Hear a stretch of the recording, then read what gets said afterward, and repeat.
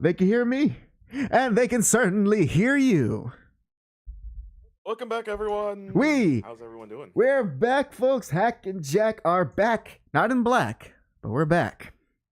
And JAC, let's see if you actually been paying attention to our show. What episode number are we in without looking it up on our channel? Too late. I was already looking at the channel. 206. Cars says, yes, we're on our 206th episode. We are back from our slightly extended break. And we are ready to entertain y'all on every Monday night. Hopefully every Monday night, excluding the days that we are sick or somehow Jack have test too much homework one night, because that can happen. That probably will happen as we get closer. As we get closer to the springtime, and we all know college in spring. Yeah, everyone knows. Yeah. We all know. Yeah, you know. Funny enough, I've been pretty good on handling my homework this semester. I'm pretty proud of it. No, I'm trying to paint a narrative that you're a slacker. And that you're lucky you got this far in your education. If it weren't for the fact that you're, and then the next part gets me fired from my job. about to say a slur, a gamer slur, because you're a gamer. And HR comes in. Speaking of gamer, so I secondhandedly. And this is important. I secondhandly saw a donkey video game donkey video. Oh. And I didn't search it out. I just came across it. And in that video, he mentioned how it's funny how nowadays there's a lot of attempts to have gamer credit, when back then that people really wouldn't put that label upon themselves, but now mostly within mainstream media, you got celebrity and athletes trying to go, yeah, I play games. Oh, what's your favorite game? Madden. What's your favorite game? Okay. Call of Duty. What's your favorite game? FIFA. Awesome. Yeah. Funny that observation that Donkey did. So it's like, oh, neat. I actually enjoyed a Donkey video for once, because he wasn't talking about JRPGs. In any case, I am the generally beautiful and moronic hack. And I am your favorite VTuber, Jack. And by the way, I didn't get to see the end of it. How did the trial go? Did you win? Did you win, son? The trial ended with a maybe. A technicality, the best type of results. Everything it got to the point where one of my defense lawyers decided to leave the trial and go stream. That being Alex. That being Alex, so she ended up walking off screen, and I canonically turned off her redeem so she can no longer talk throughout the whole trial. Oh, that's funny. Imagine your lawyer leaving your case to go stream.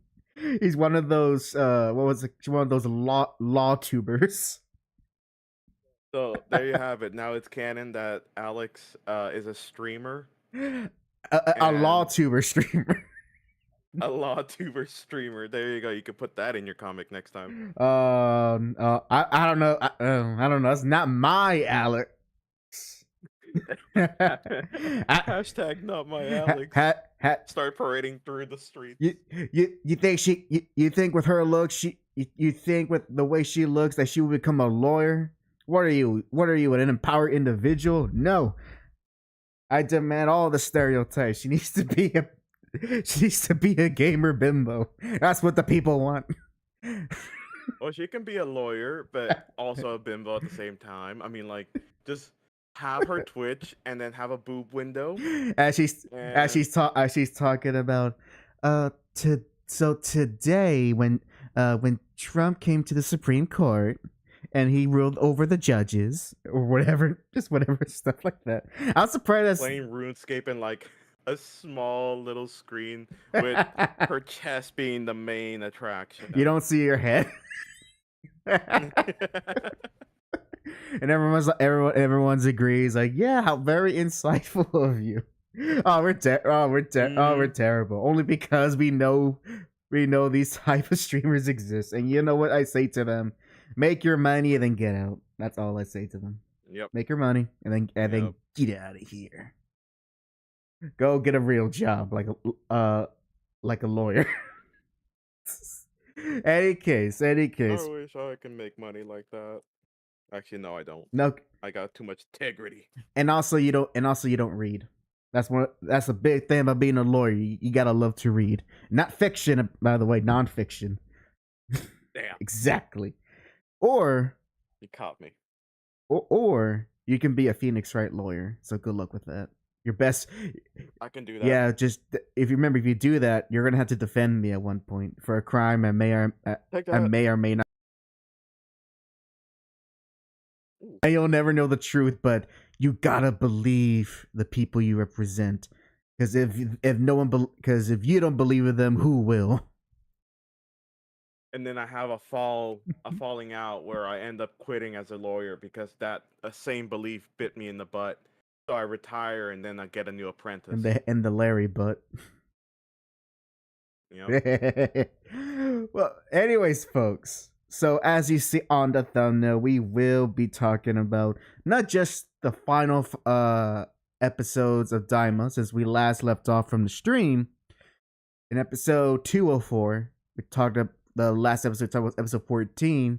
We won't be just be talking about episodes 15 through 20, but we'll also be discussing the entire series overall, how we feel about it now that it is concluded, and we can really examine and discuss how we earnestly feel about the show now that it's over. The hype has fallen down, and we can be a bit more critical about the story and all the intricacies that go with it. So that will be coming very, very soon. In the meantime, let me try to remember if I actually spread out. No, I did not post the link on my X. There we go. Now, there we go. I had it ready. I just forgot to press post, but it's there now. It's there. I do want to share, Jack. Before we went live, we were discussing what we were doing in our break. I neglect to mention that I finally beat the main campaign for Batman Arkham Knight. Oh, really? Yeah, just this past month, I just got for one reason or another that game finally clicked with me. And I made a tweet about after owning the game for almost a decade, I finally okay, I can have fun with it now, and I beat the main campaign. How'd you like it? My it's Arkham Knight is so weird in that in terms of just the gameplay, it is the best feeling Batman game that Rocksteady's ever made, and you get the best feeling, best playing Batman game with a, I'm not gonna say a weak story, but with a serviceable story. It's like how do I put this? It's like you got a burger with the best juiciest patty with the right herbs and spices to give you that flavor, and they didn't even and the bun's only slightly toasted. They didn't add the sauces you like. There's only lettuce. There's no other vegetables in it, and there you go. I was gonna say lettuce wrapped. Yeah, no. If it was a lettuce wrap, if I compare it to that, then I'll be calling the game worthless, and it's not. I actually very much enjoy the game, and I find myself having to kind of step away and be like, okay, because those early sessions, man, I have not in a while since playing that game just devoted time there's like more than 2 hours to play a game. Because I'm at that point in my life where after about an hour or two playing the game, I'm like, all right, I have my fill. That's it for today. But because Batman feels so great to play, I ended up being like 5 or 7 hours for that one particular session. And so I was able to go through the main campaign relatively quickly. And right now, all I'm doing is just all the side stuff and yes, getting the Riddler trophies, and I'm doing it with the 60s costume because it's so funny to have this serious Batman with the Kevin Conroy voice, and he's dressed up like the 60s version. To me, you have more determination than I do to get those Riddler trophies. I mean, I think at one point I'll stop trying to get them, but now I'm just taking my time. I'm just rolling with it, enjoying it. And besides, it's not like I'm streaming the game, so there's no incentive to me to be like, all right, gotta complete this, guys. Every trophy I get 1 sub. Oh my god, no! Damn. Gotta get broke. That's the most expensive playthrough of Arkham Knight I've ever seen. You know, one of those big streamers should do that. Like one of the really big ones. For every Riddler trophy he gets, he donates 1 gift sub. He gets 1 gift sub. That'll be funny. That'll be funny. But only the big one. Make that a Mr. Beast challenge. There you go. He can afford it. No. Oh, that's pennies too. Exactly. Just that's man. Aside from that, oh yeah, just reading a bunch of comics, catching a few. I feel so sad, Jack, when all of our acquaintances and I guess friends in our online space, when they go live and I'm either at work or I in the middle of something that evening and I can't watch it. Like especially with that trial I mentioned with you and Dr. Crow. I only saw like the first half, and then I had to go to a rehearsal. Dang. I wanted to support you. Heck, I would have gone in there. I would have been your Southern lawyer, and I go, now say here. Now say now, Judge Crow, Judge Dr. Crow. You see, my client is innocent, for he was not at the scene of the crime. You know, man, Judge Crow is such a corrupt judge. No, at this point, I refuse. I refuse. When he's a judge, I refuse. Oh, he's corrupt. Those ad sponsorships he did in the middle of the trial. Yeah, no kidding. That was funny. What was also funny is the fact that Lori was having a whole debate of like, he is guilty. Jack is bribing his lawyers. He cannot be. And then I'm like, I object to this. Is it paying your lawyers what you have to do to have them defend you? Now it's pro bono. If you want to see what we're talking about, I recommend going to Dr. Crow's YouTube channel to see all the shenanigans that transpire. As Dr. Crow Carnival, you look it up on YouTube. It's a very recent stream that he and Jack did as a collaboration. Very fun. Unfortunately, riddled with technical issues, but they actually made it better.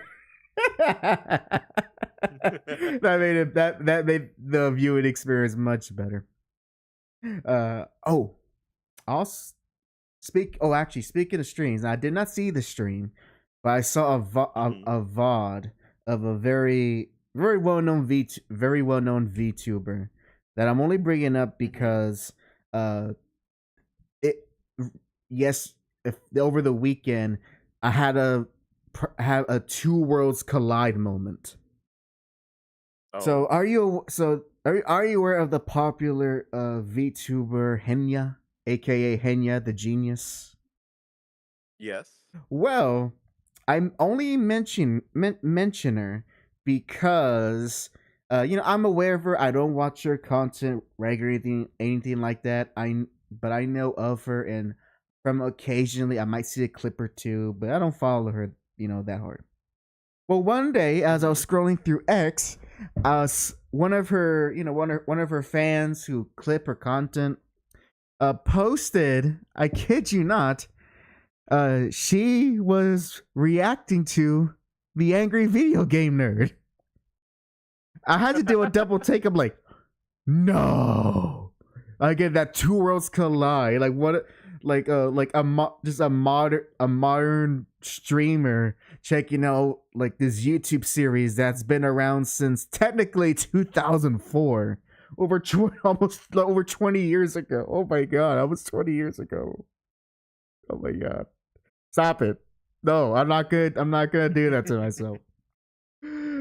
And I was like, okay, I gotta see this whole stream. And the best part for me was, number one, I got to experience watching AVGN vicariously through her. So it's very funny to see this rather wholesome, very I guess the way to describe Pena, she has a very, very fun, bubbly, wholesome personality, and she's watching the nerd as he's saying all of this provocative things about video games. Well, listen. Oh man. Here's the thing, Henya. Sure, maybe on the outside, she might look all innocent. But we gotta remember, she's affiliated with VShojo. Oh yeah. There's a little bit of. Oh yeah, but she's not a pervert. So. She's not a pervert, but she's a schemer. She's a schemer. There you go. Hey Johnny, don't. I'm not old. You're old. But it was just fun to see those two worlds collide. For me, because while I am I'll always be a devoted AVGN fan, despite his recent output. I'll always go back to watching his old works, and just seeing her genuinely enjoy watching his content. And I think, the best part from as I was watching like someone the VOD, watching her VOD, was that it was impromptu. Like she was just talking about. It literally started with her talking about old game systems. Someone mentioned the Virtual Boy. And just of coincidences, she looks up the Virtual Boy on YouTube. And the AVGN episode on the Virtual Boy was the first choice. And she clicked it, not knowing what she was getting into. The best way to experience AVGN. And from that one episode, she was hooked. And so for the next like 5 hours, you just binge watch a bunch of AVGN episodes, and luckily sticking to like the classic stuff from the late 2000s to like the mid 2010s. Since her audience was there to kind of guide her or which episodes to check out and so forth. So that was fun to watch, and just to have. Damn. Like these new streamers and YouTubers don't know AVGN, do they? No. Oh no! I'm feeling. Oh, my bones are withering now. No, no. Oh. I'm not old. Speaking of feeling old, well, hold that thought real quick. If you're a VTuber, you somehow watching this, or if you know a VTuber, convinced them to react to AVGN, that's easy farm content. Just be wary. His theme song is copyright, so just be aware of that. All right, go. What you're gonna say, Jack? So, you just reminded me that there was something that I watched that I didn't expect to see in my timeline for a long, long time. As a kid, like around 8, I was like a big fan of WWE stuff. Right. And I don't know how TikTok found out, but apparently it found out, and it gave me only out of the hundreds of thousands of videos it sent me only one video that was related to WWE, Right. and it was John Cena's heel turn. Oh, I saw that too. I was like, so he's turning evil now. We're at the literal stage of you live long enough to Yes. see your heroes Become villains. turn into become villains. Or And I'm just here like, it is astounding. And then I went like, wait. I look up online, kids' reaction to John Cena. no.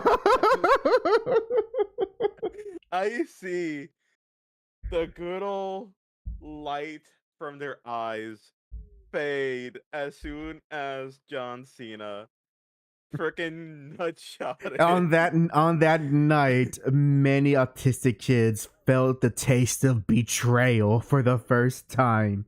For the first time, they felt true pain. It was like seeing, like, you saw these kids. It was literal betrayal in their face. They were going through the 5 stages of grief except for acceptance. It's like, no, it's not true. It's impossible. They were denying, so they were confused, and then they went to anger, and then they went to sadness. They lost their hero. And then the best part, when everyone's making memes, and then someone's going hashtag break a witch. And then WWE copyrighted that phrase.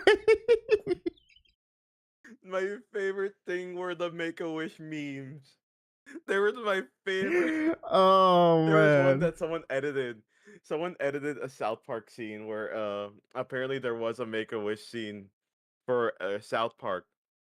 It was apparently the part where they were trying to win the hockey match, but they lost. And instead, they showed on the screen of this dying child, the heel turn. And he's just like, the child goes, "There's no hope." Dies, and just like, I'm like, oh my god. Oh, that's amazing. I should have, Johnny. I will, if you're still there. I would love to hear what was your initial reaction when either you watched what happened or when you were told that happened. As someone who's actually, I'm sure you've been actually following the storyline. I would like to know how you feel about that from your perspective, since just because on its own it's astonishing, but I'm sure I want to hear like from someone who's actually following like what the heck is going on, the thing with Cody Rhodes, and why did The Rock do like for like that face like slicing the neck? Why did he do it like that? That's what that comment always catches me. Is like Dwayne, my man. I know you're not in the ring regularly, but that's not how you do a slice the neck thing, unless that was for the censors. So actually, I went down a rabbit hole of this whole thing, and apparently some people are theorizing that there is some actual significant meaning for The Rock doing it like that, because he shows a lot of like signs, specifically like either 3 and 2s with the fingers. And the reason why John Cena heel turn is the character right now is desperate to want to get that belt. Because after like 17 years, the character has not won a single belt, and he wants to get like this reigning achievement of having the most belts. So he's gonna do whatever he can to get that belt and get that achievement. Oh man! What I'm more shocked though is why the hell is Travis Scott in this whole situation? You didn't. I don't know. Like, a lot of people cut it out, but apparently there's a part where Travis Scott walks into the ring. He grabs Cody Rhodes by the face and then smacks the shit out of him, with The Rock slapping him with the belt. I'm like, why are you? Why is Travis Scott here? That was. I guess. I don't know. That's like of all the celebrity, that's the weird one to show up, especially in a very significant match. I don't know. Johnny's sharing his thoughts on he's sharing his comments. He is saying, first off, he says his initial reaction is that he wants The Rock to quit showing. And he continues on, says The Rock has dropped stinker promo after stinker promo in every recent appearance. And also, apparently, Travis busted Cody's eardrum. Oof, he's not coming back to the ring. Yeah, that's the funny thing is that there's always a certain way to do slaps, and when I saw it initially, he did not do it right. He basically did a one-handed cymbal clap right on his eardrums. Damn, instead of actually hit him in on the cheek. Yep. Damn. He hit him right in the ear. Damn. Well, good thing Cody's not gonna have the belt for long. Oh man. Is it actually, correct me if I'm wrong, but has all of WWE moved on to Netflix, or is it just Raw? Because maybe I can finally actually watch the show now. Now that I don't WWE, or is it still on the WWE network? If I'm correct, it was on Peacock of all things. Oh, okay, Johnny clarifies. It's only Raw that's now on Netflix, but the rest of their program. Yep. Peacock has streaming. They can stream live WWE stuff. You hear that? If you like Sonic, Star Trek, and wrestling, not particularly in that order, go ahead and buy your Peacock subscription. That's a combination. Yep. That summarizes my taste in media. I want my Sonic movies, I want my Star Trek shows, and occasionally give me some wrestling. I got the full buffet platter. You know, if you think about it, John Cena going evil, he's just going back to his old habits. That is, because wasn't his first character like a bad boy? Yes, back during his not Light Cheat and Steal. That was Eddie Guerrero's thing. I forget what his some hustle or something. In any case, now he's in the proper mindset when he comes back to the DC universe. So he can play Peacemaker again, or Peacekeeper. I'm sorry, or Peace, whatever. You know who I'm talking about if you saw that movie or TV show. All right, I think we have dibble dabble enough. It is time to go on to the main event, as they say in wrestling. I forgot he called himself the Prototype. Prototype. That's what he called. As a wrestler himself, Cena Ascension was rapid, calling himself the Prototype. Of what? I don't know. I don't think he thought that concept through. Yeah, I don't know. But speaking of do you know the Undertaker has his own podcast now? Or say Mark Calloway.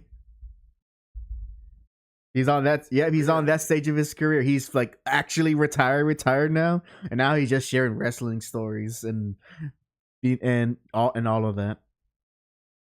Johnny says, Johnny says, I wish he has wished Black Adam succeeded just so he had to see Dwayne's bald head in the ring. No.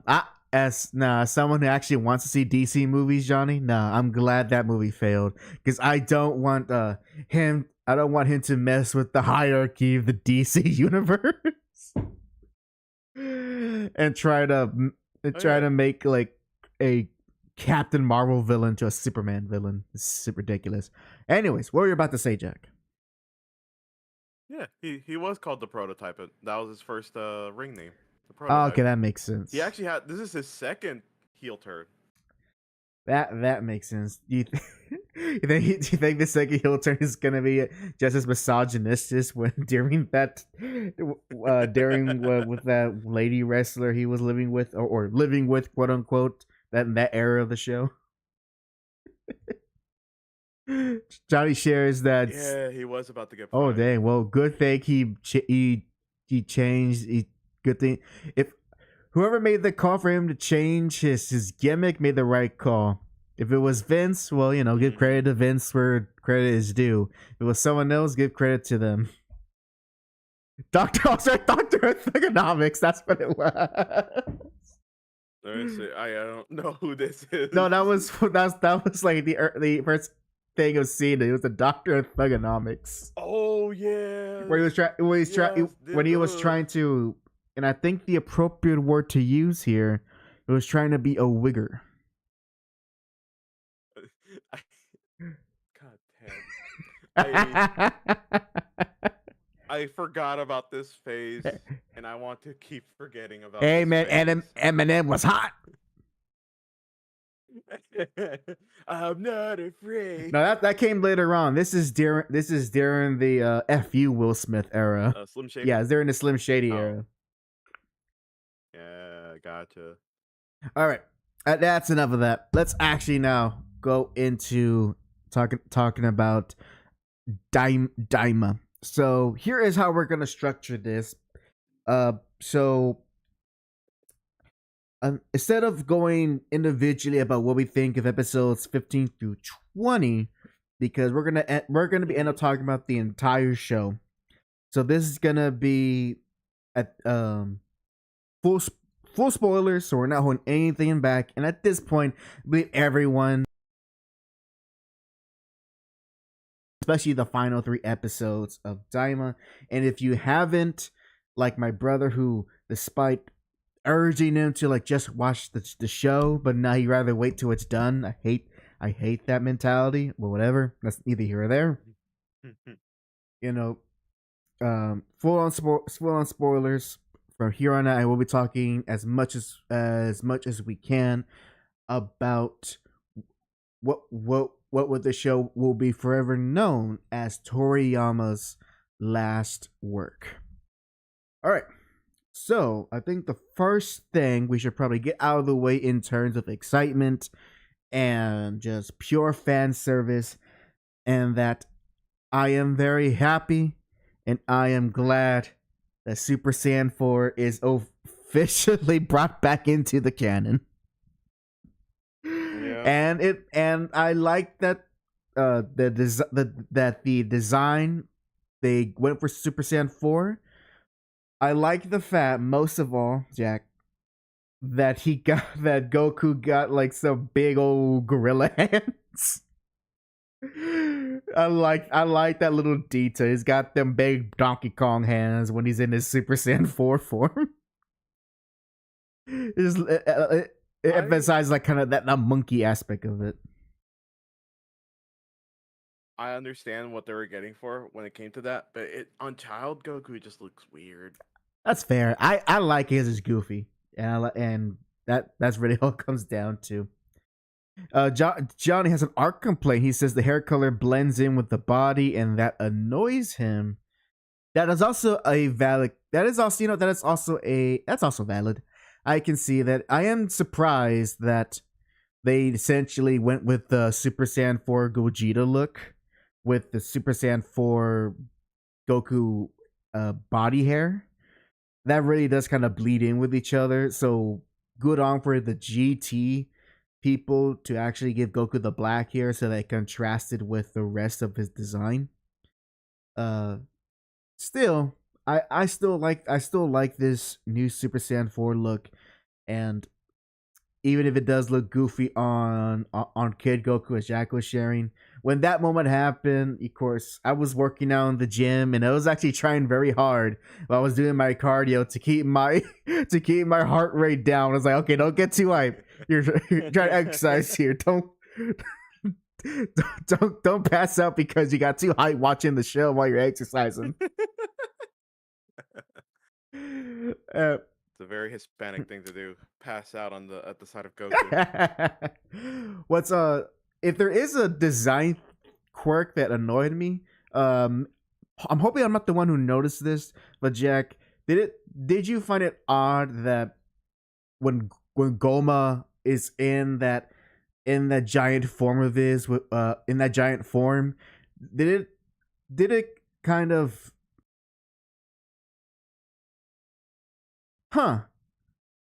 his clothes look like Jiren's. Yeah. Yeah, yep. I really remember that. I don't know. I felt like that was an odd way to reuse the design. especially since it was a very nothing design. Is what a black unitar with a red triangle, upside down triangle that covers the torso to the hips, or something like that. Yeah. Yeah, I think. Yeah. Yeah, it's more obviously it's more noticeable once he turns giant and he's got the big old muscles. It's and when he's like is normal when he's normal, you don't really see it. It's an interesting design quirk, and I wonder if they did that so that guessing. Oh man. How about go ahead, Jack. What are your immediate thoughts you want to share about Daima now that it's concluded? I, as a whole in general, and not just the episodes, I enjoyed it. I enjoyed it a lot, albeit there are little plot holes, which I could just chalk it up to like Toriyama. Would it be Dragon Ball if there wasn't plot holes? Yeah, exactly. What I don't like is the amount of people hating on this just because of those plot holes where they're kind of like they're like it's a big nothing burger. Actually, can you give me one actually can you give me one example, because I would like to. It's just one of them, because I noticed a glance of people, like especially when the Super Saiyan 4 form was revealed. Share one, because I didn't see that conversation. This whole only mostly happened through the pirated sites that I go to. But so you have a certain set of people there, and you have a lot of these people that are still adamant on the fact that they do not like Kid Goku whatsoever in any form of content. And they were apparently so tired over the adventure, they thought it was unnecessary. I'm like, can't you guys just have fun with this? But the one plot hole that they actually were talking about was Super Saiyan 4 in general, where they got the whole throwaway line from Super, where he's like, and this is Super Saiyan 3, my final form. I'm like, okay. So like, well, his final form is not Super Saiyan 3, it's 4 now. The Daima ruined it. I'm like, not really. It's just an inconsistency. That's all that is. And also it doesn't ruin. I'm assuming. Wait, with that line. Wait, were they quoting the moment in Z or Battle of Gods? Okay, because if it was Z, I'm like, oh, well, because if it was Z, that critique would make no sense. But Battle of Gods, I mean, you just have I think it's, if you're an honest Dragon Ball fan, which from the sounds of it, the people in that site were not. They're just Z and Super fanboys. I'm assuming, because is that part of the fandom that are so adamant of just wanting to basically they want the show to be what they always wanted to be because of the Toonami ads. That's how I see it.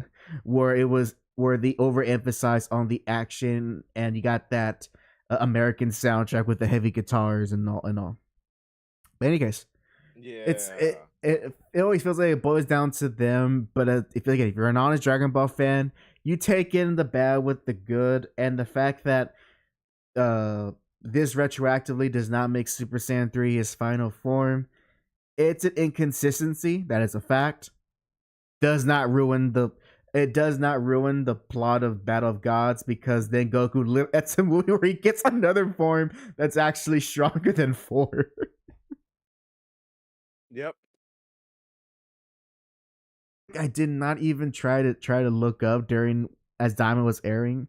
I did not try to look up to see if any of all those Dragon Ball channels that were active during Super, they were making content during Daima. I did not check to see if that was going on. I assumed they were. It will be weird if they didn't.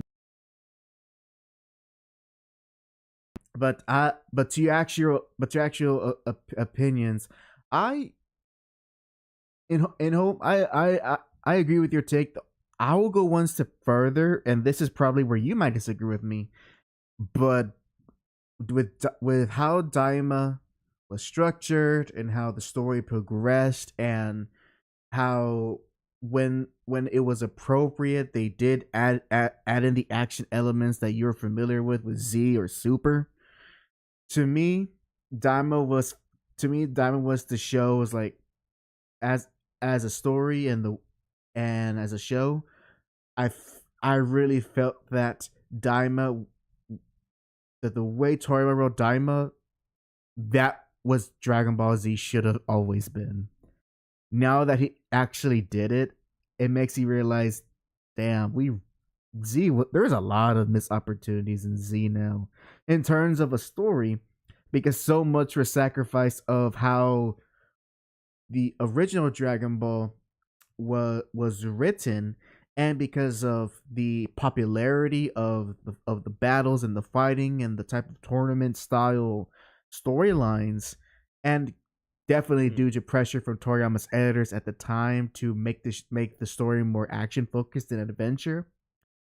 And it makes you realize the lost potential Z could have been if Toriyama was allowed to have honestly a lot more fun with adventure aspects into Z, and that would have been, in my opinion, it probably would have made a more stronger show. Which already Z is already a strong show, but I think it would have been stronger because it wouldn't be so drastically different from how it started. Yeah, I actually agree because I mean, who knows uh how the outcome would be. Probably it would have been a little bit less popular, but even then, I certainly enjoyed the adventure aspect through Dragon Ball Daima. I think it's a good callback to the original stuff, and I don't know. I don't feel like it took away any of the action. Like there was still a lot of action there. Yeah, sure. Some of it turned goofy in certain aspects, but I mean Just that like just in Dragon Ball. shows yeah, but like that shows like how in everything not everyone knows martial arts. So of course the guy that's just gonna go in there fisticuffs is gonna be missing like a clown. Meanwhile, Goku is gonna be aura farming and beating the crap out of I him. do want to add, I do also love that the action is very unique to this show, and I think it was such a good call that Toriyama basically debuffed the main cast, just just so number one that there is some tension in the battle, which obviously because this is oh my gosh, this is a side story in the middle of the main story, basically. It's so weird to think about. Like Dama's not a prequel and it's not a sequel. It's a side story in the middle of the main story. That's so funny to think about. So obviously we know that in the back of your head they're going to come. They're going to They're going to be restored back to adults. So we already know how it's going to conclude. So I'm glad the show focused more on basically the journey aspect and having us enjoy that. And in the fights that Goku is in, it was such a good idea to make him as a kid, because if it was just adult Goku and Daima, that that whole adventure wouldn't even be like 12 episodes. That's 1 episode 2 max of if they were still in their adult forms. Like if you really think about it. Yep. So I do love that they gave an inward reason why we had to go on this journey and why the characters aren't as strong as they usually are. But also meant because this is a more limited series, and with probably for TV animation, like obviously the movies are always gonna have much better animation and flow of the action moments better than any of the TV shows. But I am so glad of how nice Daima is to look at compared to Super, which I always felt was one of Super's uh biggest one of Super's fundamental flaws. I never liked the way that show looked. It felt so. I don't know how to describe it. It felt very like, excluding how poorly the animation was done in those early episodes. Like once the show finally was getting properly done, properly worked on, I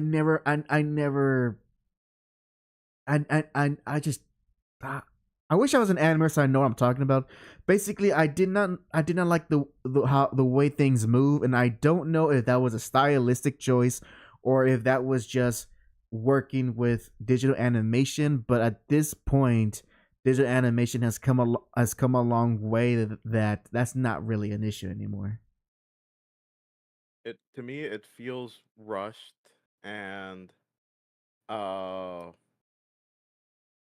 like it's a weird balance. It's not balance. It's a weird mix of rushed and clean. I think that's the best. I think that's I think that's a good way to describe it, because like when they're on model, it's on model. It looks really good, and but when there's actually some movement going on, uh, they don't really. You know what it is? There's no good push and pull with the animation. We're Super. So whenever someone throws a punch or does a kick or does any action, there's no momentum to the character's movements. And so when I watch that show, it just feels very downgraded. And luckily, going back to Daima, because is more focused, and they know how long the show is gonna be and what they can, and what episodes that are gonna be more light on the action and more heavy. They can actually give the tender loving care that the show needs when those big moments come, and it always looks so good when that happens. One of my favorite fights in that show, I kid you not, would have to be I think for me the first I want to say Tamagotchi, but that's what they're called. Tamagami. The first Tamagami fight, I think that was a really great fight, and I enjoyed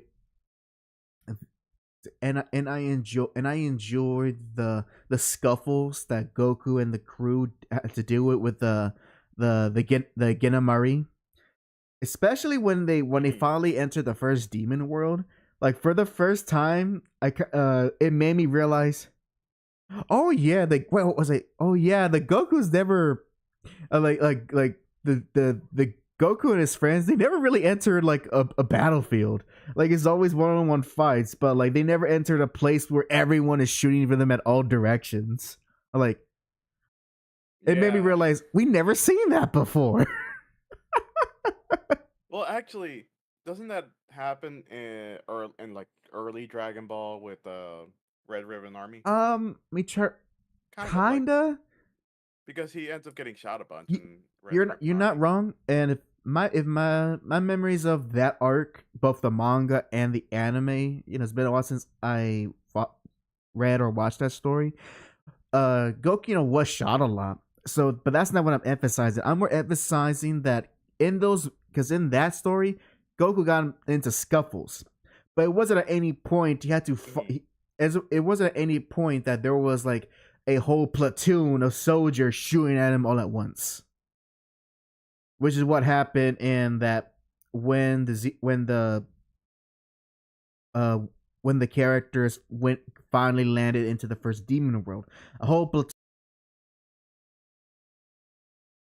and it was such a unique moment for me because I never see the characters being in that situation where, especially since they're still in their kid forms, they could get, like, obviously not going to get shot, but these though that threat is there that if they are not careful, they can get shot. Which they have been, and it was actually kind of interesting how it affected them, because I thought it would have been like, oh, it's just like a minor annoyance, but in their kid forms, it seems like it was like the equivalent of being tased. Exactly, and I just love that they did something like that to again emphasize that they're not as strong as they are, and something that should be trivial is going to is going to be a massive hurdle for them.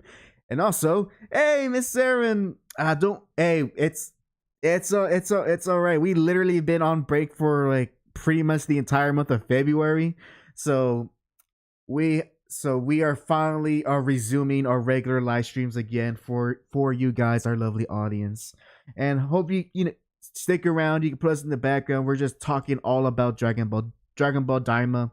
So, and it's gonna be full spoilers about everything. So hope you can stick around to the end, Miss Aaron. Back on topic. So yeah, those two fights in particular, I really enjoyed. The final fight, I got nothing to complain about. I enjoy it for what it was, and I do like how that final boss with Goma and his big form.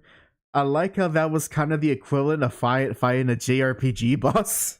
It's like you're beating this guy, you keep beating this guy, and he just goes, oh, he casts heal, and then all his HP goes back up to max. You're like, damn it, like got low MP. Like the fact that with the Goma fight, it ended up going with Goku going automatically.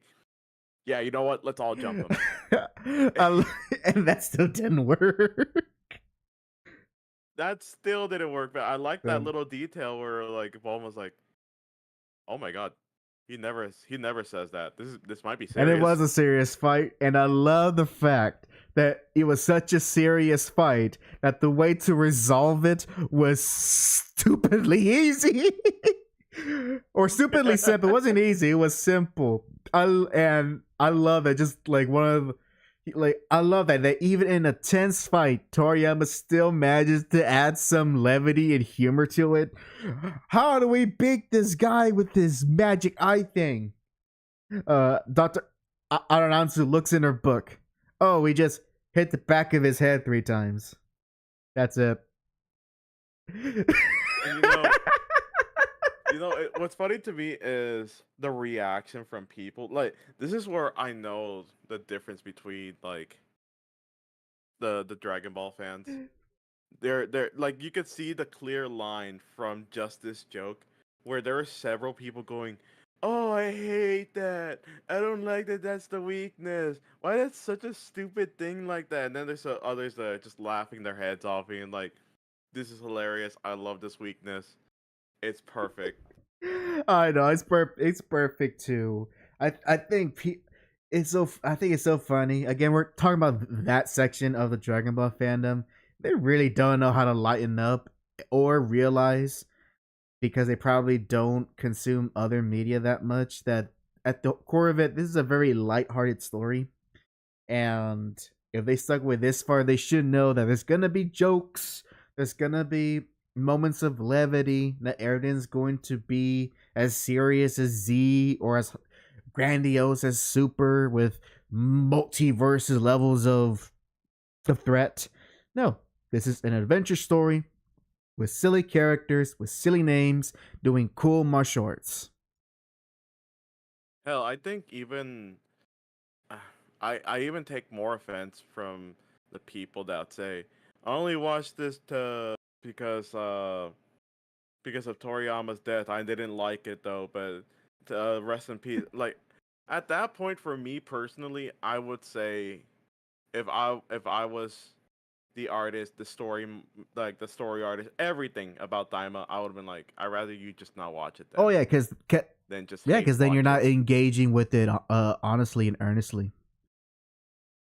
Yeah, You know, it's just like they come off this whole thing of like, oh, I'm doing this out of a sense of duty, and like, no, you're not. You're being more offensive doing this than just owning up that you don't like it for what it is, for what you think it is, and just go on your day. Exactly. Now, one. Let's see. If I have now, I guess if I gotta put on my critical thinking glasses, I'm gonna take your glasses real quick, Jack. Put it on mine. Wait, Jack, just realized. Why don't you put our glasses on your model, like as like a gimmick? When I do in my streams. It's a gimmick. You can add them for like a few minutes, but I've been trying to find a way to do a toggle where they can come off and on by redeem, so people could take them and put them on. Do you also show your front teeth too? Anyway, let's take your glasses for a second. I guess if I have to find because I guess as you have proven, there are things you can nitpick if you want to be those people. But as far as any major flaws that actually ruin the enjoyment of the show, if I have to think hard and long about it, I can't find any substantial flaws. It really is one of those you're either going to have fun and roll with what you got, or you're not. And if you're not gonna enjoy what the story is for what it is, then obviously don't watch it.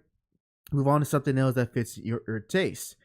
And I gotta get credit and to get so much credit to the Toriyama and the writing staff of the show, because it wasn't just him, it was a whole crew that worked on it.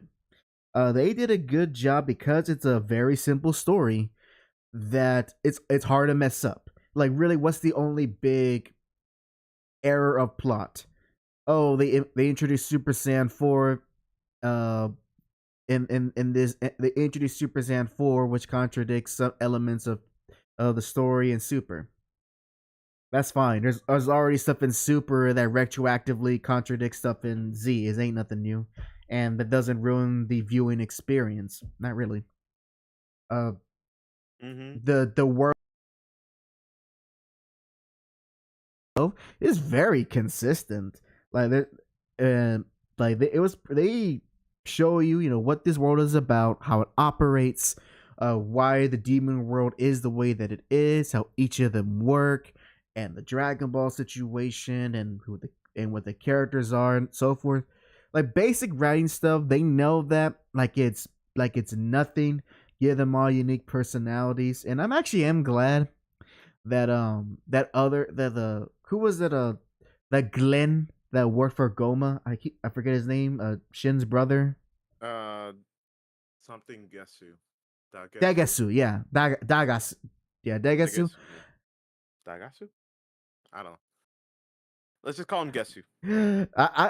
I like the fact that because he was a very kind of cowardly character, that his conflict was resolved just as easily. He just got caught out of nowhere by, what was it, Pansu? If I remember the episode correctly. Yeah, and that was resolved quickly. Pansu. That was resolved quickly. It's like, all right, get him out of here. We got to actually deal with the real threats. And with Arensu, I actually enjoy. I very much. I am glad that she is more than just a pretty design, and that she didn't do use a wrestling term. She didn't completely do a face turn. It just mirrored you know what? Yeah, I'm gonna help you guys because I don't want to deal with this either. She was kind of at a certain point she got way overhead. It's like, oh, okay, yeah, for the greater good, and she still technically got what she wanted, just not the way she thought. With the ongoing conflict of reigning the demon world, I do love that curveball that because Majin Q was the one who actually did he's the one that actually defeated Goma by doing the three hit trick. And by demon law, he then becomes the new king of the demon realm. I do like that. I love him. He's such a positive guy. Like I do Yeah. love that curveball. You would think a mix of a Cyberman and a Majin, he would be this like and the show hypes in the show, you know, very cleverly gives you that impression that he's gonna be this evil force to be reckoned with, and he's just a very humble, down to earth dude. And the fact that, yeah, I mean, it was even more like hinted that he might snap in some way or something. Or like not even snap, just like be evil just from the fact that he did something like with the whole calculations on the Dragon Ball, and he got that part right, and technically he was the one that got that Dragon Ball, even though his brother Majin Buu did the fight. Oh, that's right. He didn't get any recognition. So I was thinking, oh, this recognition thing might end up biting him in the butt and becoming like evil and not being recognized as like someone that's someone useful. But no, he literally stayed true to himself and just like, I don't care what people think of me. And because of And got rewarded the to be king, the king. exactly, which I do love that. And then as soon as he's king, he sets up a democracy. you Not just that, he just like ends up giving everyone some type of you're a minister. You're a level. minister. As the king of the demon world, Johnny, you're the minister of Brazil. And it's Miss just like, who else wants to be? Miss Sarah, as king of the demon world, you are the minister of Oklahoma or wherever you live nowadays. I love the fact that whenever Majin Buu goes, who else wants to be the minister? And he looks at the group like Goku and friends. Goku raises his hand. I'm like, what? I thought that too, but of course that little twist, like, nah, we just want to go home. Oh God, man! You know, I think it's fair to say this. Would you say this is probably the funniest Dragon Ball show? I would say 'Cause so, but it doesn't. to add in like my critiques, just Mm-hmm. to not make it just Ozzy. overwhelmingly Right. gushing over it. I will play a little bit of devil's advocate because I do see it. I do see it. I do see. I feel like it was at that last episode kind of rushed, especially just like they got what they wanted, and then they're just like, all right, we're done. No buys. Don't even say bye. Don't even go back to Earth and say hi to the others. Don't not even have like Oh, I know the exactly what you're talking about, and it's a special word for that. And you know what? That is, you know, I won't say that's a criticism because not all stories need it, but it would have been nice to add into the end. To add into the end, what you're asking for, you want a denouement, yeah. and you're absolutely right. There And was no proper denouement to this to the final episode. not just that, going back to the whole plot hole stuff, it can be a little bit confusing, especially if like people try to watch it chronologically, and then they kind of get confused though, like why is this character surprised in this moment? Because yeah, Super Saiyan 4 never been addressed ever again after Daima, so like Super, it's like they forgot about it. I chalk it up to they can't access that form anymore because Neville was the one that kind of activated it, and it was a temporary thing. I think that's From probably what there, bunch of Dragon Ball lore people are probably they're probably going to ascribe to that theory, especially since Goku could only have turned to Super Saiyan 4 because of as you said, what was the Namekian's name again? Neville, Neva, Neva. because of Ah, Neva's magic. that, and then like the other thing is being the talking points of the multiverse, where they were the Supreme Kai was like talking about I think it was the Supreme Kai.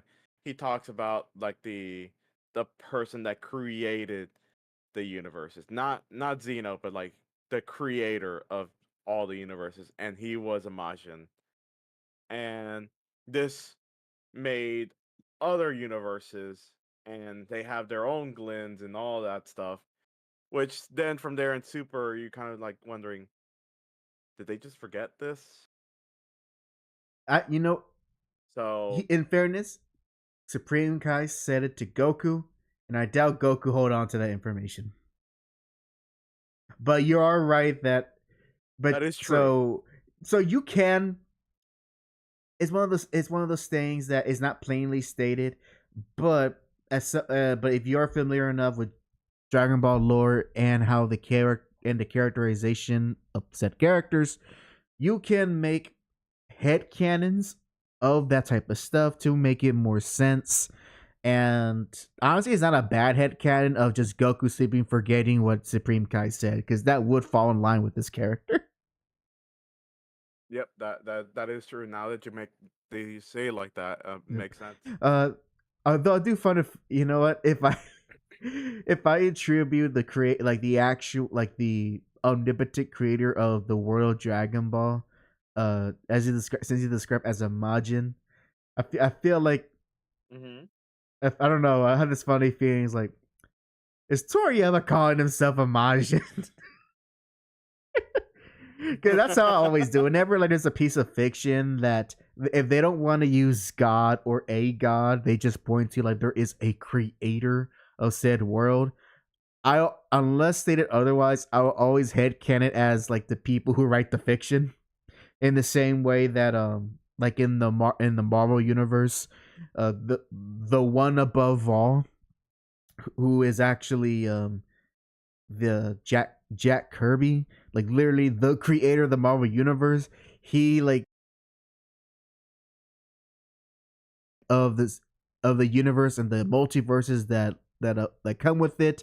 He's just sitting in his house, just drawing the next story.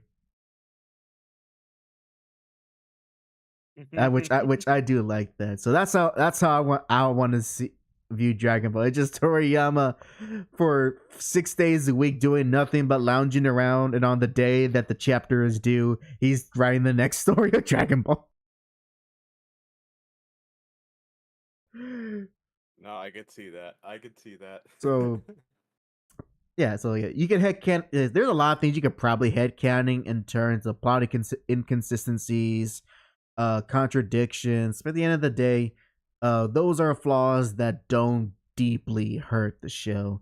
Those are, those, if anything, they're just nitpicks.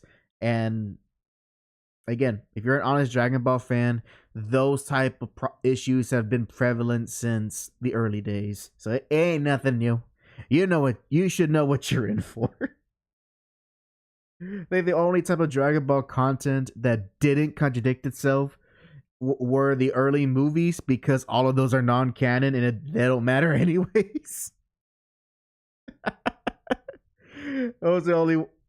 That is true. Those are the only ones, so they can do whatever the heck they want. You can make Goku act so out of character. Although Goku trapped in the billion gajillion years in this world. I watch it. What was that fan story again? What was that called? There we go. I'm still reading it because it's like it's getting tough to.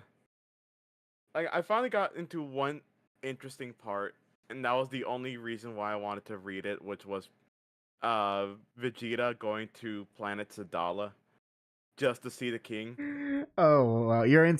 He's like, you're here this far. Just, you know what? Just keep going, See what this mad fan writer cooked, so to speak. Although this site is definitely not making it easy for me to read.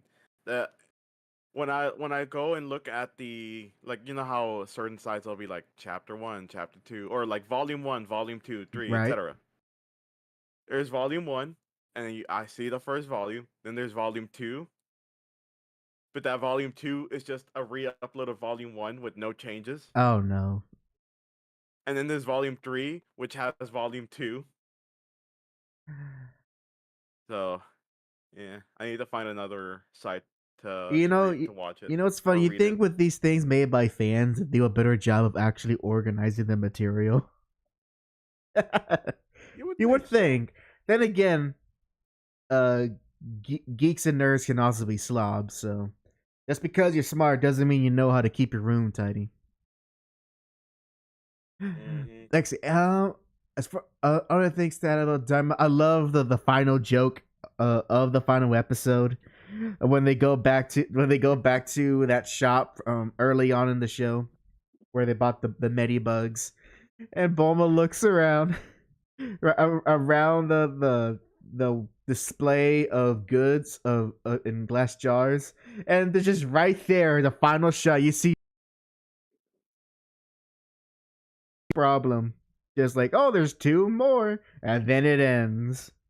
It's you know it's kind of funny. It's like Yep. it's almost like kind of like a horror movie ending where you think the nightmare's over, and then cut to credits. Just with a more humorous tone to it. So I You also gotta wonder how, like, how how terrifyingly strong are those shopkeepers to make stuff like that. did they say they make it or they just had them? They make them, I think. If mm, you know what, you know what, you know what, that's a question that doesn't need an answer. Just the shopkeepers, they know things, and leave it at that. Which you know what, that goes also to the stuff that I do like. We get just enough to know what Daima is, but there's still a little bit of mystery to it, just a little bit with how with stuff with the shopkeeper, um, the that little during the when they enter the second demon world, we get some backstory of how the Namekians were living when they used to live in the world of Daima. We get a bit of that backstory, which up until then we never knew where we never knew where the. It's kind of funny how we went from Piccolo's Evil King Piccolo. He's a demon from hell or whatever, which is true. He is a demon from a hellish world, not hell, but a hellish world. And then turn out now they're aliens, and now it's like no, there actually are. I still think that's my favorite retcon that they did because it just restores what the Namekians actually are, just with a different context. Yeah.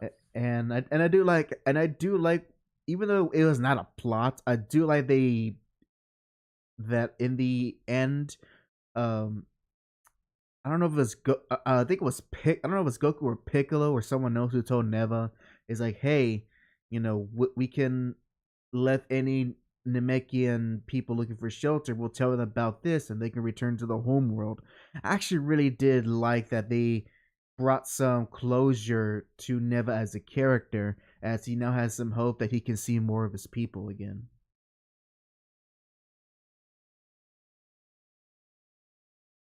Although that also begs the question. Oh, hmm. I just wonder when will there be a time where we could see all these Namekians like finally migrating back Uh, prob- to their old Probably world. never, because it's like it's like this. If you want to make a real world equivalent, that's like us saying, Jack, it's time to go back home. That's right. It's time to go to Spain. Exactly. It's like, or we go back far enough. That's where half of our bloodline comes from. But like, will we really feel at home if we go back to Spain, España, and have to speak that Castilian Spanish? True. It's especially Yeah. since I think it was they clarified of how long it's been since the Makians left Daima, and it's like more than a millennia has passed, so it's like a real long time. Damn, the false Yeah, promise. yeah. And Neva, don't worry. We'll tell the others. They'll come. Surely that would be nice. Where the fuck are they? oh, I just also just realized a lot more so of some nice basic symbolism. I do love that when Goku does that incredible Kamehameha and he pierces the literal barriers between the demon worlds, and because of his actions, them like literally now that they can travel from one world to the other. And especially now as you go through the show, they really emphasize how much that under the current rule and the last one who and the last ruler who instigated it, of how separated the demon society has been, and so they're all kind of closed off into their individual, basically caste system. And Goku, obviously, unknowingly and unintentionally, through him and his friends' actions, they literally destroyed the system that kept that kept the world apart for many years. So I do also do yeah, I do love that I do love that they even bothered to do stuff like that. I get very basic symbolism, but that goes a long way just to give your show a little bit more depth and to kind of um help to make Daima feel like a more lived in world with its own struggles and unique people who live there. And one of its strengths, of course, as you go along the journey, is that there's no episode that feels like a waste. Every episode either is an opportunity to show off something new about Daima, to have some moment of funny or interesting character actions or advancement in the plot, or sometimes all three. I love that they use those 20 episodes wisely, and at one point it never felt the show was dragging. They knew exactly how the story was going to be pace wise, and the plot beats that they need to hit through, and they hit them perfectly. And then at any point in the week that I feel like, okay, oh, it's another one of these, or oh man, we're here too long. Like when you think about it, it's kind of funny. Dragon Ball, especially Z, particularly Z, of how so maligned that show's pacing is, that it's so much better now to actually say this show has good pacing. You don't feel like you're wasting your time watching the whole thing. True. So I got to give that credit. Gosh, it really hurts to be ejected because they really don't do anything anything critically uh there's the show does a great accomplishment to tell its story the way the tell the story that it wants, and do it in a fun, digestible, and a and a not appealing, that's the word I'm looking for, fun, digestible, and and even mannered, that by the end of it, at least for me, by the end of it, I felt like, what, that was a fun adventure. Would I want to go back to that world? Uh, uh,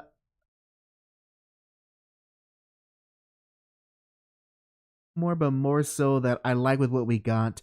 There's no reason to stay in that setting any much longer than needed, and and it's it feels complete. I think that's the best way to put it. Even if there's no proper denouement resolution, like Jack said earlier, with us seeing everyone turn back to normal and that type of character interactions, the story was still complete, and it did not feel like nothing was left over or overlooked. I can agree to that. I not now I did post this and as a thumbnail, a little bit clickbaity, but I think it's a. Do you think this is Mhm. the best Dragon Ball show in comparison to the other shows that came before? Um. Mm,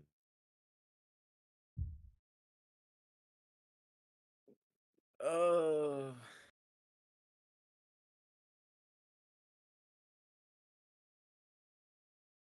I don't know. This is really fighting my nostalgia. This is really fighting my nostalgia. That's the only reason why I'm hesitating, because it's fighting my nostalgia so Well, badly. I have an answer to that. So while you kind of think about it, so as much as I would love to say this is the best Dragon, there is now that as I'm talking through and I'm thinking about it, there is one. It's not a flaw, but it's a hurdle for Daima, and that hurdle is that unfortunately the show the show is for the fans because Hmm. from the first episode the show is going along with the assumption that you know who these characters are, what they can do, what their relationships are, and that everything you've seen is not strange or abnormal to you. And fair enough, it's that makes sense. It's not like it's a brand new show, or well, I mean, it is a brand new show. Let me correct myself. It's not like it is a show for newcomers. It is something not strictly for the fans, but something that comes with expectations that it is going to be enjoyed by long term and newer fans. So I think that's the only one hurdle. If you never watch anything Dragon Ball in your life and you for some reason watch Daima, you'll have a fun adventure, but it will I don't but all of our praises won't be you won't feel that because you won't have the history that we have with these characters and have something to kind of compare and contrast to with the previous material. That's the only true thing that's probably holding Daima back from being a great show, and that is it. There is some prerequisites to really get the most out of it.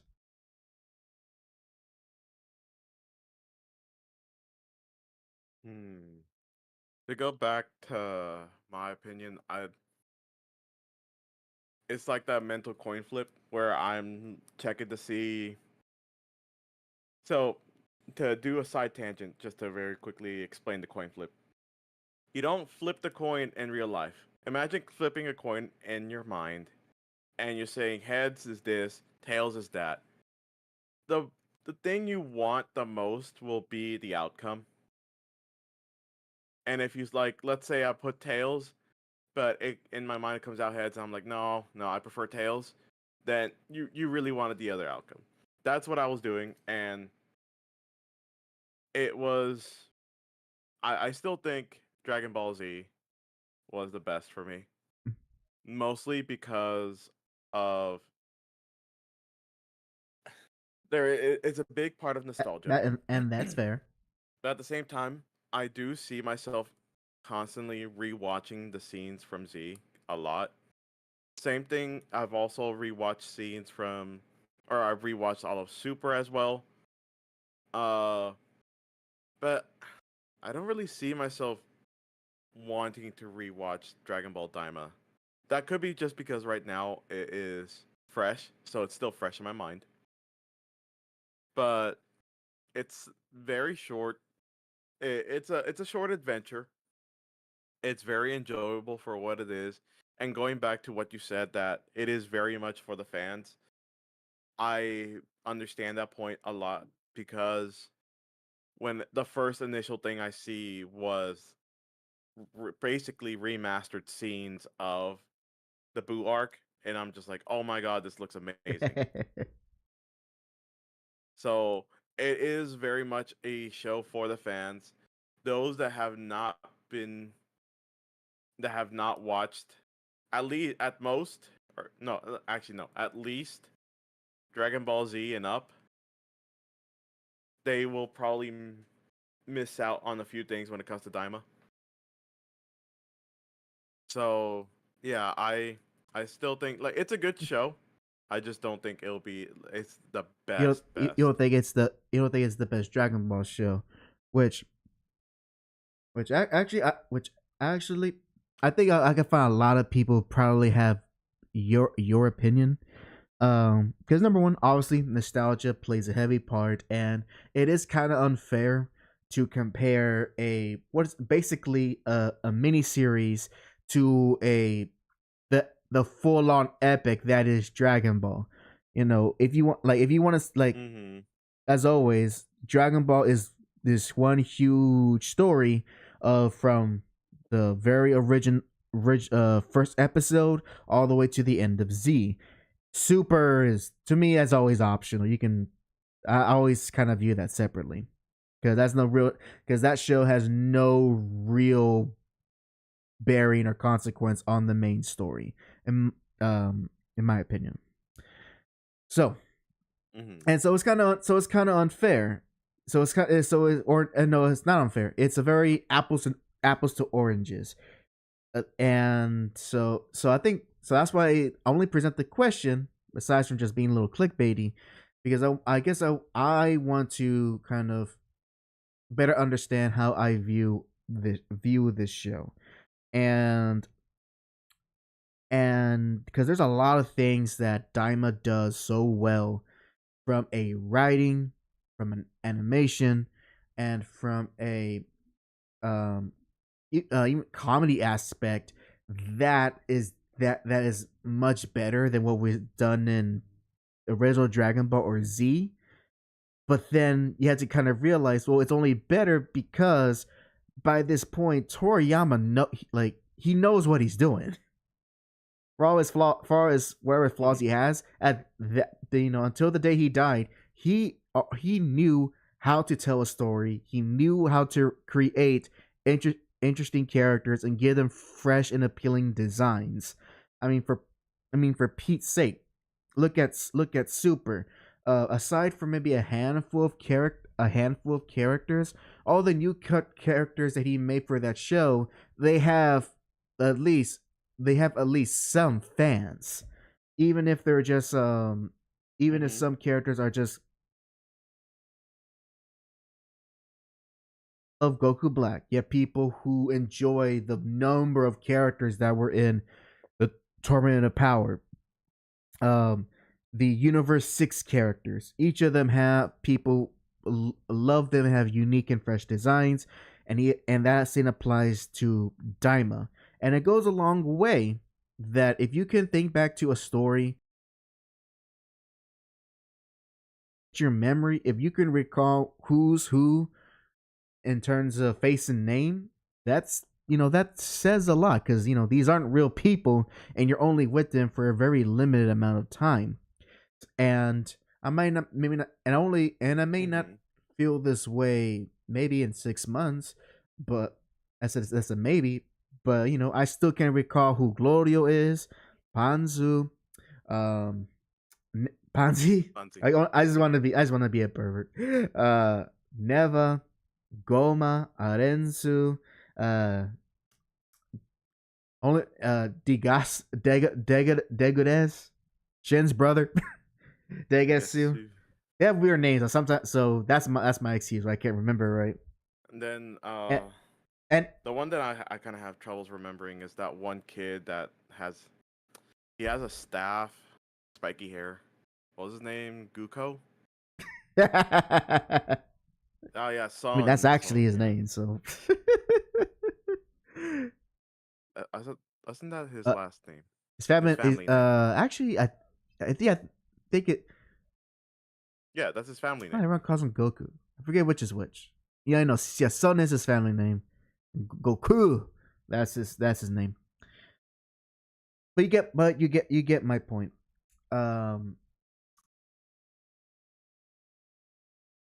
Characters that were there just for that one episode, they didn't have to be given names, but each of them have a memorable moment.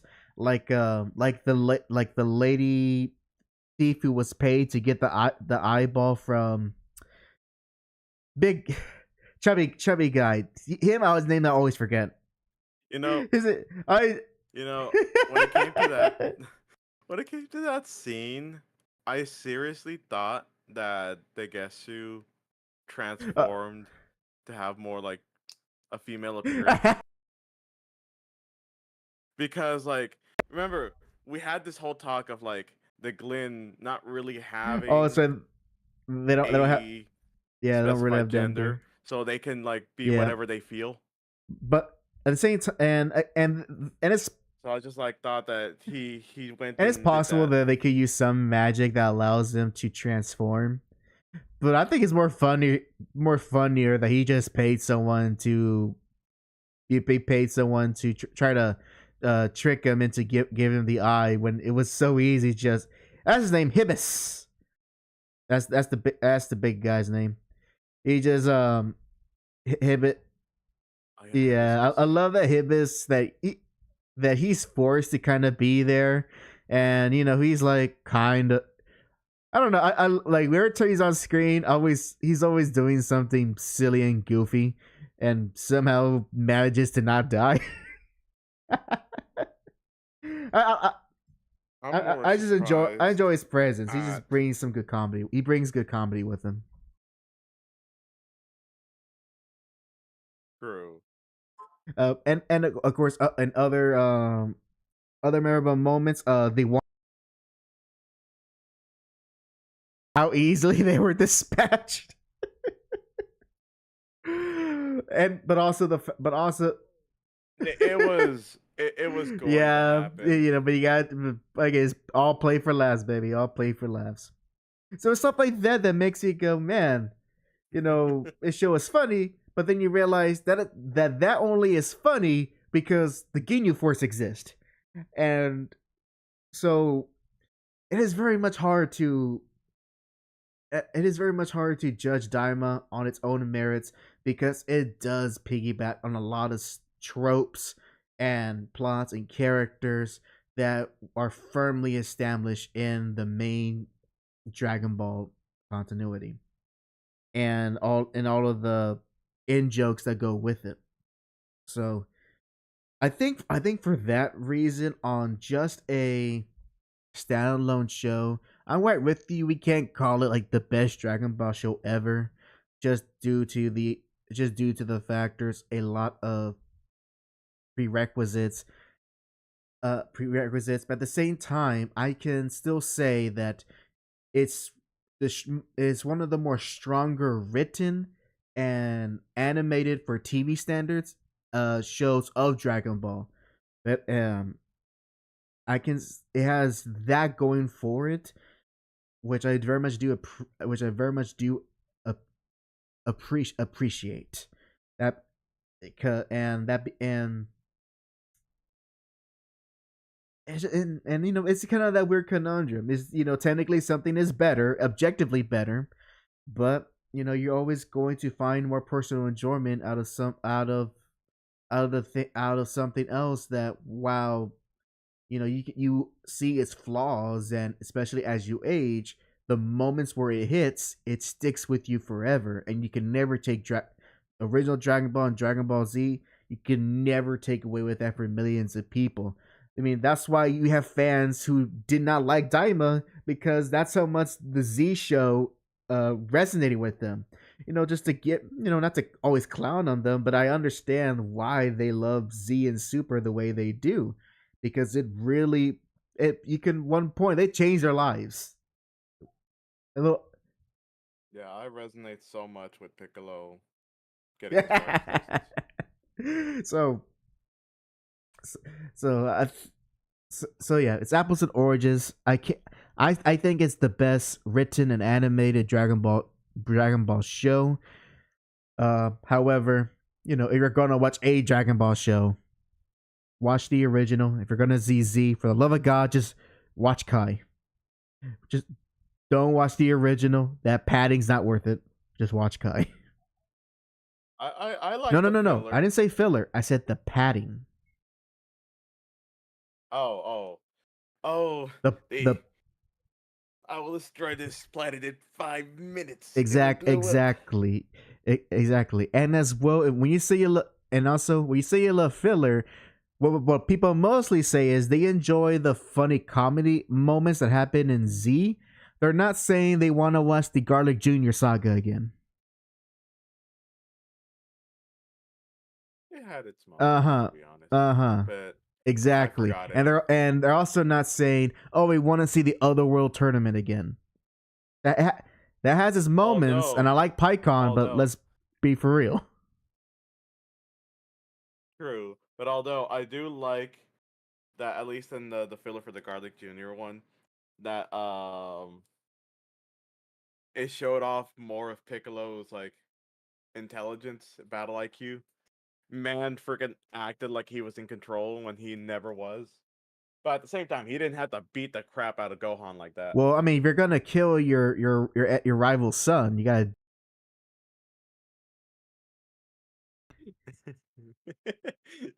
Got a little bit of the old King Piccolo Exactly. in there for a bit. Oh, and also, on my last airplane trip, I actually was able to watch Kai on my phone, and man, I was so relieved that this Road to Snake Way. My God, that goes by so much faster than the original show by leagues. I was so glad because I was ready, but like, all right, we're gonna see Goku fall down a hill and the Miss Snake. Nope, all of that cut. None of that. Yep. Nope. And I'm like, oh, thank God. And like the one thing everyone needs to appreciate from Kai. That theme song. Dragon Soul. Dragon Soul is the best. Yes, Chala Hechala will always be good, but Dragon Soul's a close second. Never care much for We Got the Power, to be honest. Yeah. It has its fans, but I never care much for it. All right, I believe we have said all we wanted to say about Dragon Ball Daima, unless you have some last minute thoughts. Yeah. I think that's so. Yep, I'm glad that we got to talk about the whole show and we followed it through. I'm glad that that's for as strictly of Toriyama's body of work. I'm glad that that his career post-mortemly ended on such a high note, and hopefully the people over at Shueisha, Toei Animation, and the specific people like Tayo Toro working on the Super manga, and whoever else, at the end of the day, Dragon Ball is a franchise, and it will keep going as long as it's making money. There will be an end to it. There will be an end to it in our lifetime. I don't think it's anytime soon. Like the only way it will truly end is, and I pray to God this doesn't happen, is when Nozawa finally passes this mortal coil. The voice actress for Goku, the Japanese voice actress for Goku, because she plays such an important role, and she has such an iconic voice, and in that franchise that it's very hard to see that be replaced. And I really hope they don't do that. Yeah. I hope that the series doesn't end with her death. I really do hope that if as far as new stories, that they stop where they are and just let it end, and it would be an important piece of honestly an important piece of art that we could say that truly changed the world, and in many ways this silly, what started off as a silly Japanese gag comic, led to a more united, honestly, a more united society as sort of something you could get out of it with the type of universal stories it told. So that's me looking at the big picture. So hopefully the point is, the people in charge of Dragon Ball now, I hope they're good they treat this that they treat it with respect, and if they're gonna do anything new, remember, as a fan, as you're a fan of anything, you can choose whether or not to continue supporting it or not. And if at any point that thing you love stops being a thing that you can enjoy, there is nothing wrong with saying to yourself, you know what, my time with it is done. I enjoy what has been made. This is where I stop, and that's it. That's it for me. Always remember, you always have that option within all the things that within the world of long running series. Always remember that. All right. On that note, I'm glad that we are back for HAC JAC Show, and there's actually there's actually some things I want to cooking up ideas in my mind. Hopefully Jack approves of, and if he doesn't, well, you can blame it on him. But no, I think he'll enjoy what I have in mind. And of course, this will be announced until the next episode of the HAC JAC Show.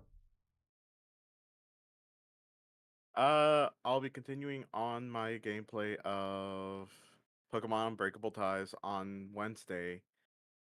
Then from there, as always, Thursdays are actually days where I do not stream. The only reason why I streamed last Thursday was because of an exam, and I took the day off, so I had extra time to kill. But yeah, Thursdays, no streams at all. Trying to take a rest day to not go crazy. Thank you.